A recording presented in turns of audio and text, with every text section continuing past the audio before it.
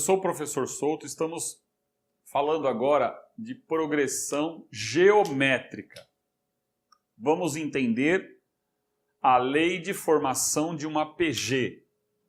Então, abreviando, é PG, progressão geométrica. A razão, antes de comentar esses detalhes, a razão de uma PG será representada pela letra Q e eu posso simplesmente pegar. Para entender qual que é a razão, eu faço primeiro o seguinte, ó, vem aqui.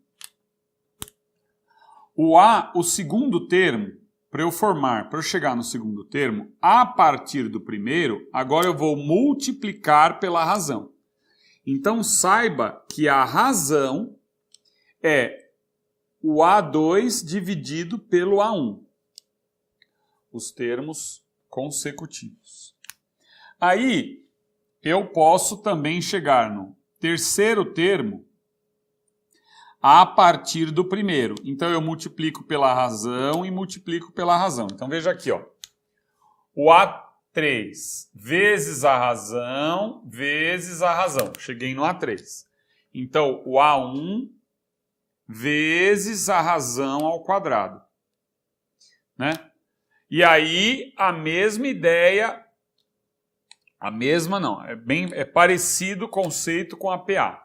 Então, a forma do termo geral seria o AN, que é o termo geral, é o A1 vezes a razão elevado a N menos 1. Essa daqui, então, é a fórmula do termo geral. Agora, na PG, eu vou traduzir isso aqui que eu estou falando. Então, o que você precisa saber? Quando a PG é estritamente crescente, estritamente decrescente, constante, singular e alternante. É assim, ó. Vamos supor que eu tenha o primeiro termo positivo, por exemplo, 2, e a razão maior do que 1. A razão 2. Então, 2 vezes 2, 4, olha lá, uma PG estritamente crescente. Ou, o primeiro termo, ele é negativo. Então, vamos supor, menos 5. E a razão está entre 0 e 1. Vamos colocar uma razão meio. Então, todos nós sabemos que menos 5 vezes meio é menos 2,5. E o menos 2,5 é maior do que o menos 5, que ele vai se aproximando do zero. Ou melhor, vai andando para a direita no eixo do x. Lembra lá do eixo real, o eixo do x? O que está do lado direito é maior do que está do lado esquerdo. Então, menos 5 e menos 2. Então, o menos 5, aqui é o zero, né? Vai imaginando, ó, o zero. Então, menos 5, menos 2,5, né? Porque é vezes meio que a gente fez. Nesse caso aqui, esse aqui eu já acabei de falar. Esse aqui que eu estou agora. Tá vendo que então a PG ela é crescente? Passou do menos 5 vezes meio dá menos 2,5 e está aumentando. A estritamente decrescente, quando o A1 for negativo, mais uma vez, vamos usar o elemento menos 5. E a razão é maior do que 1. Então, duas vezes. Menos 5 vezes 2, menos 10. Olha lá como está diminuindo. Menos 5 vezes 2, menos 10. Olha lá, agora está andando para o lado esquerdo no eixo real. Então, esse número está diminuindo, estritamente decrescente. Quando você estiver estudando e olhar isso aqui, o que o aluno geralmente faz? Ele tem preguiça, de maneira geral. Então, vai devagar e faça uma substituição numérica para sair do abstrato. Essa abstração realmente é muito incômoda mesmo, isso daí eu concordo. Ó, o A1 maior do que 0. Vamos pegar um número positivo. Vai, 2. E a razão entre 0 e 1? Ah, a razão é meio. Espera aí, 2 vezes meio, 1. 1 vezes meio, meio. Olha lá como tá. Opa, é para cá que eu tenho que ir, né? 2 vezes meio, 1. Né? Vezes meio, meio. Olha lá como está diminuindo. Estritamente decrescente. Então, na hora da dúvida, faça uma substituição numérica que vai facilitar o seu entendimento. Esse caso é um caso, desculpa o termo, é meio bobo, né? Porque razão igual a 1 igual a... Então aí você tem uma PG 1, não tem sentido, mas você tem que saber o nome pelo menos, que ela é constante, tá? Eu abreviei aí, é constante. Constante é que ela nunca muda, é sempre igual. Tem aplicação aí, mas não é dos mais. O singular, isso daqui também é uma coisa que só você saber o nome, tá? Só para desencargo de consciência. O A1 é 0 e a razão é 0. É um negócio também, fica 0, 0, 0, 0, 0, 0. É considerado uma PG de razão 0. Isso aí você precisa saber, porque de repente, né? É uma PG singular. Agora, essa razão alternante é o seguinte. Vamos supor que o primeiro termo, diferente de 0, sei lá, o primeiro termo é 1. A razão é negativa, menos 1. Então eu faço 1, vou até escrever aqui, 1. A razão não é negativa? Vezes menos 1. Menos 1. Vezes menos 1. Vai dar 1. Olha lá, ela é chamada de alternante. Tá vendo? Mais 1, menos 1. Mais 1, menos 1. Mais 1, menos 1. Alternante. Então é isso. Termo geral da PG, AN, A1, N menos 1. Se eu quiser um termo qualquer, eu chamo aqui, por exemplo, de M de Maria, e aqui vai ficar N menos M. Aí você só vai mudar aqui. Para falar que você pode pegar qualquer termo de qualquer posição da PG, tá? É isso. Agora eu vou contar uma historinha aí para vocês. Vamos só apagar isso aqui. Turma, conta-se que o criador do xadrez, né, que muitos dizem que foi na Índia, outros falam que foi no Oriente Médio. Bom, enfim, o que acontece é que um rei quis recompensá-lo e falou para ele, façam o que você gostaria de receber. Como o criador do xadrez disse o seguinte, você pode me pagar 1 grão pela primeira casa, 2 grãos pela segunda casa, 4 grãos pela terceira e assim por diante.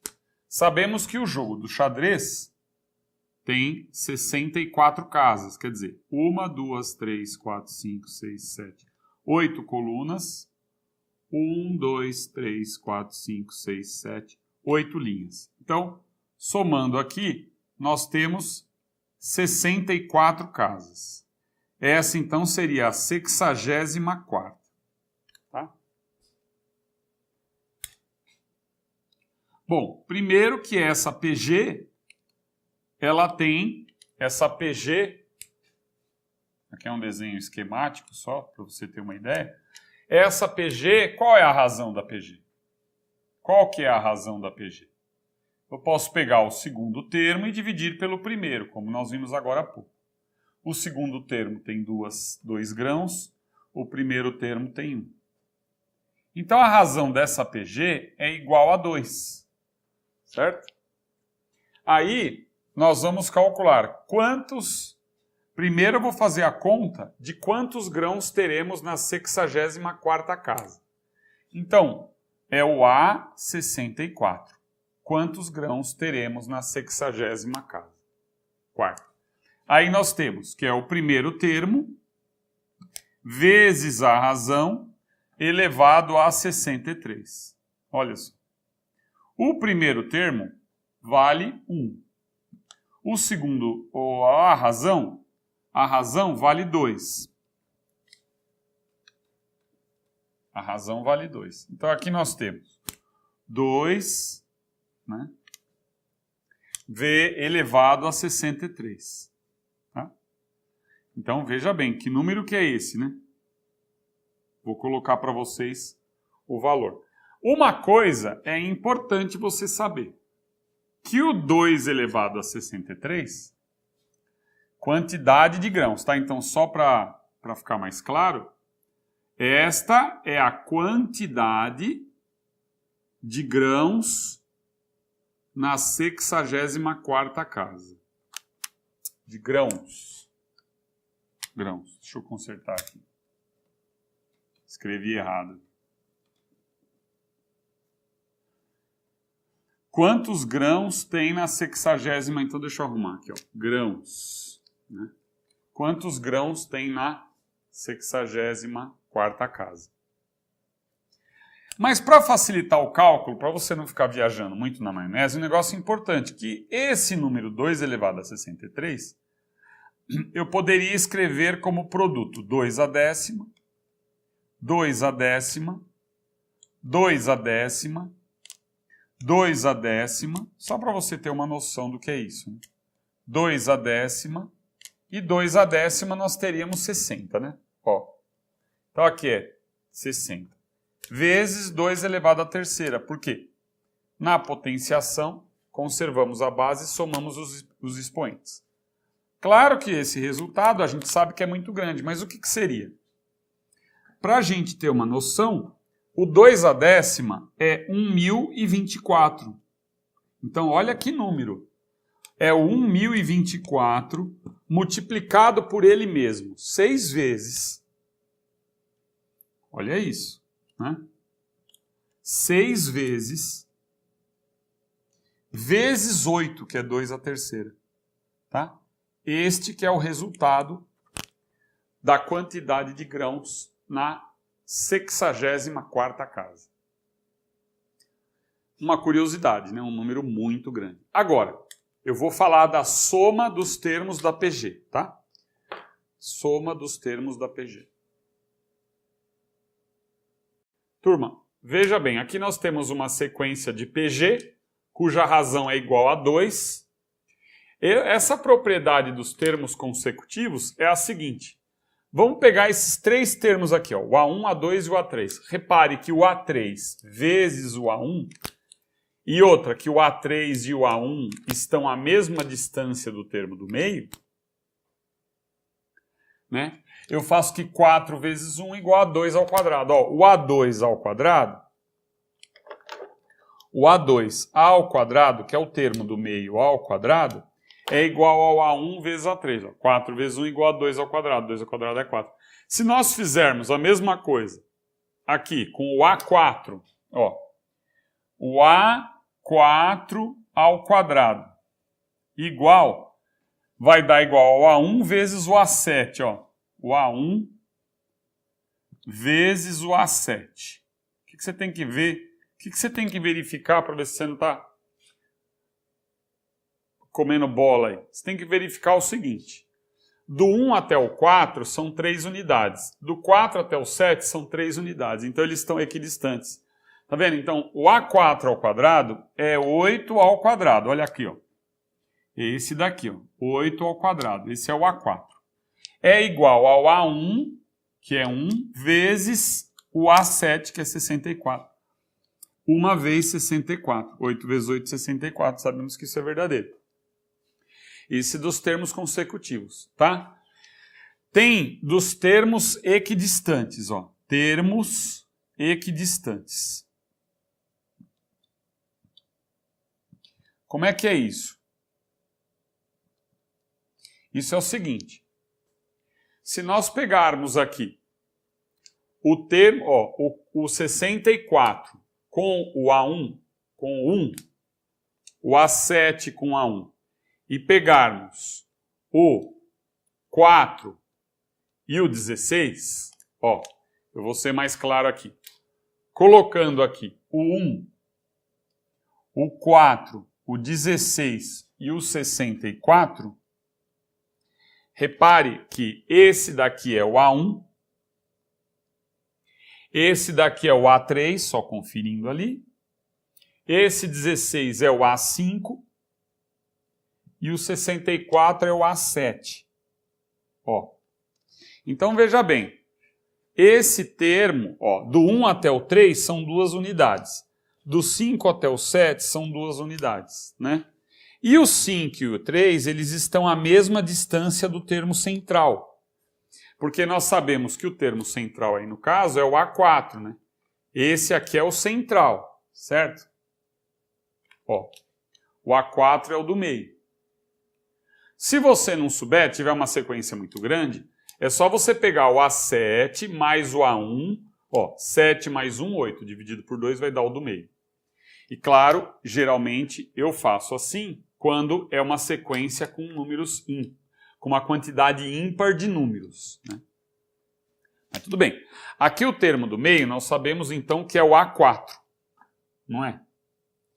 E aí você confere, ó, do A3 para o A4 e do A4 para o A5 é a mesma quantidade de termos. Então, no caso, um só, né? E eu posso dizer que o A1 vezes o A7 é igual ao A3 vezes o A5. Olha só. O A1, posso escrever então assim, ó, o A1 vezes o A7, né, é igual ao A3 vezes o A5. Né? Vamos conferir? Ó, termos equidistantes do termo do meio. Então, 64, olha lá, o 1 vezes o 64, 1 vezes o 64, é igual ao A3, que é o 4 vezes 16, ó. 4 vezes 16, tá vendo? Sentença verdadeira. É isso aí.